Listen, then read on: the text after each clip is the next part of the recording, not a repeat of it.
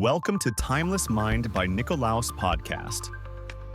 Each week, we explore powerful ideas from the past to help you think deeper, live clearer, and lead yourself well.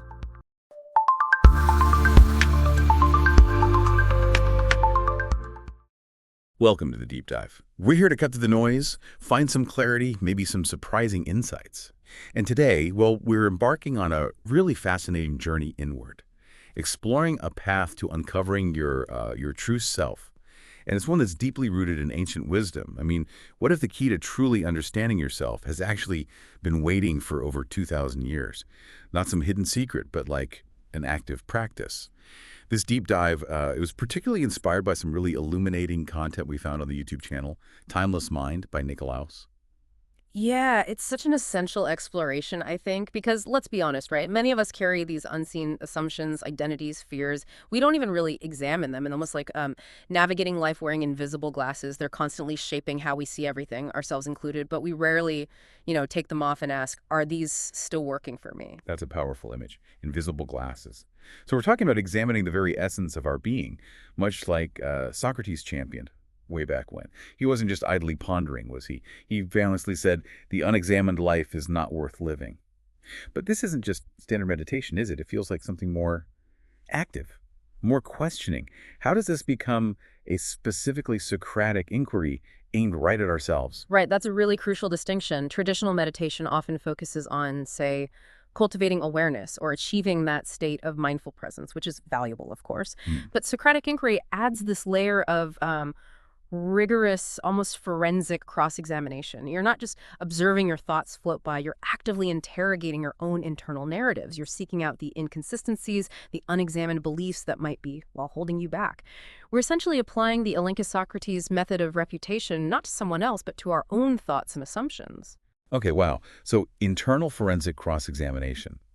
How do we even begin that kind of internal digging? It sounds like first we need to quiet things down a bit to even hear those deeper beliefs. Precisely, yes. To kick off this Socratic journey inward, the absolute first step is creating that internal space. So we guide our awareness to the breath, not trying to control it, just noticing its rhythm. It's like a gentle anchor. It helps quiet the mind's usual chatter. Right. And then from there, we consciously ground ourselves, connect with the physical body, like preparing the foundation for this inquiry. Exactly that. Socrates believed the soul must know itself through observation. So you bring your awareness down to your feet. Notice any sensations there, warmth, tingling, pressure.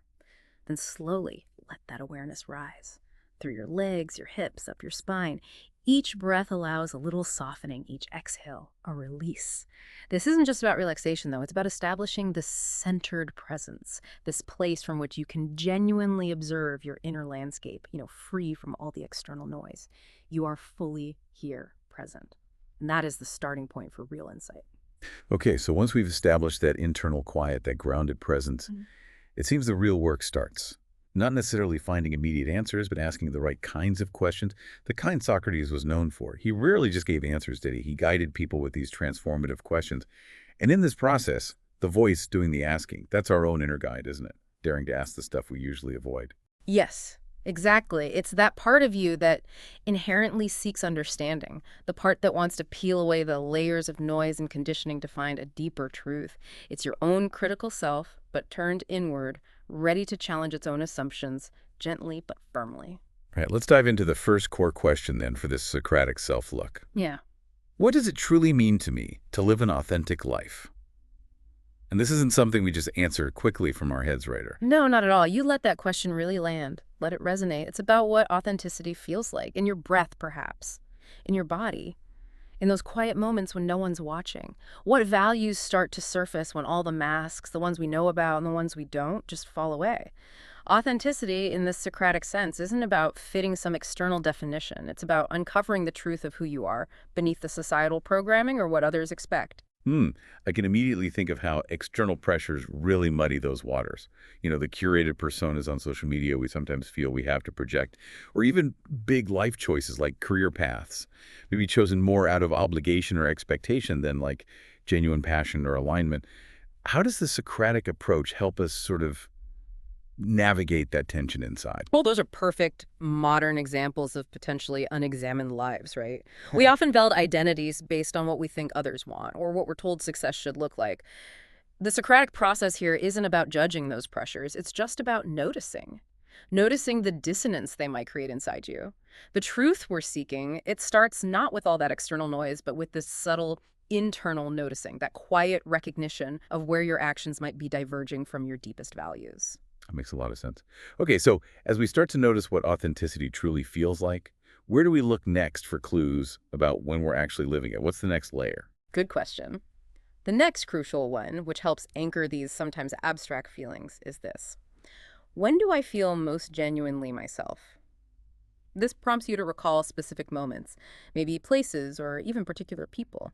Times when your breath felt easy, expansive, when laughter felt totally unforced, when time just seemed to disappear and your usual guards just dropped. So it's not just remembering these things intellectually, it's more like re-experiencing them, letting those feelings come back without judgment, but also without desperately clinging to them. Almost like remembering who you were before the world started telling you who you should be. Precisely, remembering that core self. And this naturally leads us towards looking at what often stands between us and that genuine self. The Socratic method, remember, inherently seeks out contradictions, those unexamined assumptions that shape our reality without us realizing it. Which brings us to the third really critical question. What beliefs am I holding about myself or about life that may no longer serve me? These could be really deep-seated narratives, couldn't they? Maybe things we picked up unconsciously, inherited even. Oh, absolutely. They might show up as those little internal voices saying things like, oh, I'm not ready for that, or I always have to prove myself, or maybe just to resign, well, this is just how things are, I can't change it. These are common limiting beliefs, and often they're totally unexamined. The Socratic way is simply to shine a light on them, not to attack them, but just to see if they actually hold up under scrutiny now. And the approach here is gentle observation, right? Allowing them to soften, maybe even dissolve a bit, just by becoming aware of them, recognizing them perhaps as just old stories we've been telling ourselves. Exactly, just old stories. Think about how, say, beliefs passed down from childhood or fears rooted in past experiences can subtly box you in today, how they limit your possibilities or fuel anxieties. This practice is about seeing those patterns, maybe identifying where they came from, if possible. And then, through the act of questioning their current validity, you get to choose whether you genuinely want to keep believing them. It's a real kind of intellectual liberation, actually. Okay, this feels like it's building towards something quite profound. The last question you mentioned feels incredibly liberating, really powerful. It asks, if fear and judgment and what others expect, if all of that just fell away, what would your true self do? What would you create? What would you finally say or share or build if you were just free to be? Wow. This is where you really let your heart answer, right? Without limits, without apologies, without worrying about reality. Let the image or the feeling or just that quiet truth beneath all the usual noise, let it form. What lights you up inside when you imagine living from that place, unburdened by those external expectations or internal fears? It's not about creating pressure to have a definitive plan right now. It's about experiencing the potential of your uninhibited self.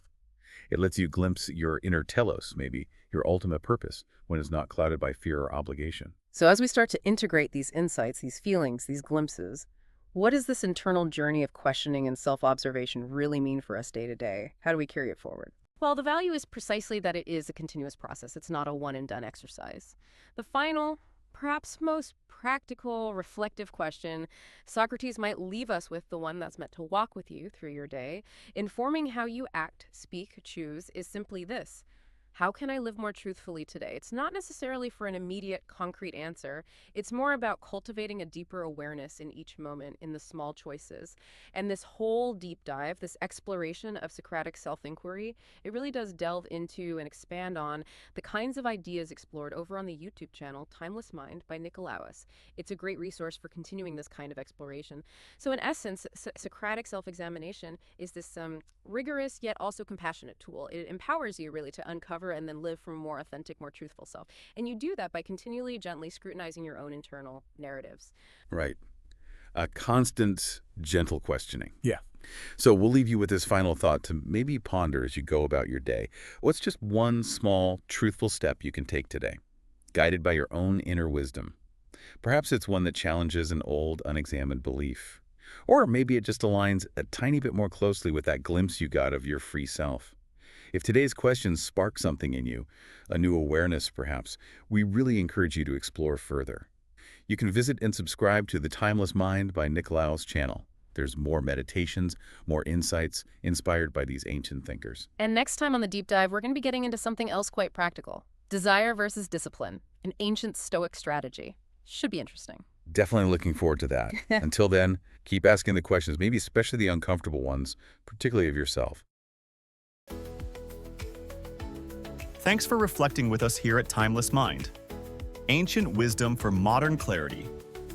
If today's idea sparked something in you, share it, live it, and pass it on. See you in the next episode.